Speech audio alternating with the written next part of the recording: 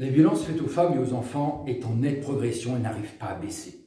Depuis 2002, l'État s'en est préoccupé avec des politiques publiques menées en direction de ce phénomène, mais sans grand succès.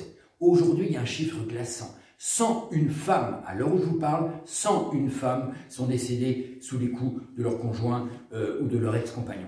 Alors, face à l'État un peu impuissant, les collectivités prennent le relais et les élus. Et c'est le cas notamment dans le 15e. Absolument, Nicolas. Donc, tu soulignes bien que je suis adjointe en charge des victimes.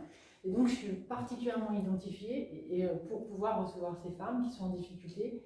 Et on a des résultats plutôt positifs dans le 15e parce qu'elles viennent me voir directement et je peux aller beaucoup plus vite pour travailler avec les services de police pour leur faire porter plainte, parce que dans la plupart du temps, elles ne portent pas plainte. Et puis aussi travailler avec les associations qui les aident pour la reconstruction, le logement et l'aide sociale.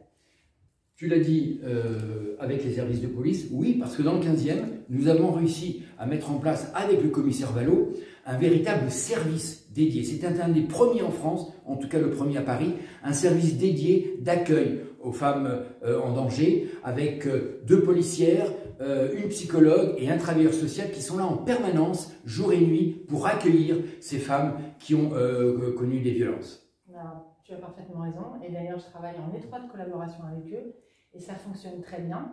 Dernièrement, une femme est venue me voir alors qu'elle ne voulait pas porter plainte. J'ai appelé le commissaire, je l'ai accompagnée, elle a été reçue, et devine ce qui s'est passé, on a réussi à avoir un logement beaucoup plus rapidement parce qu'elle a porté plainte et que ça m'a fait grimper mon indice d'aide au logement. C'est vraiment une spécificité de nous dans le 15e.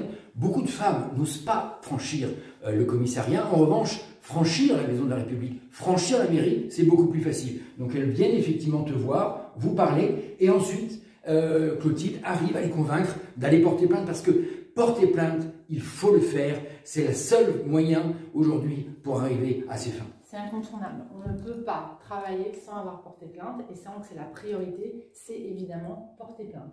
Après, le fait que je les vois au jour J, puis après, parce que je les suis régulièrement, et ça j'insiste là-dessus, c'est mon travail de proximité, et c'est aussi le fait que nous avons des résultats, je les suis pendant la reconstruction, et je les suis aussi après la reconstruction, et même quand elles ont trouvé du travail, et d'ailleurs elles sont très contentes de venir me voir, pour me dire qu'elles sont arrivées à s'en sortir. Donc, on a raison là-dessus. Oui. Et d'ailleurs, dans le 15e, c'est grand, hein, c'est 240 000 habitants, c'est l'équivalent de la ville de Bordeaux. Nous avons 2 logements, enfin 2 immeubles dédiés à des logements d'urgence pour les femmes.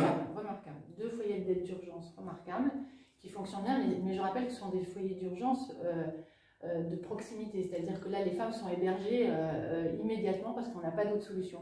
Moi, mon rôle, c'est aussi d'aider les femmes sans qu'elles passent par le foyer d'urgence, si possible, c'est-à-dire trouver un logement, un travail, une aide psychologique et de la reconstruction thérapeutique, j'insiste là-dessus.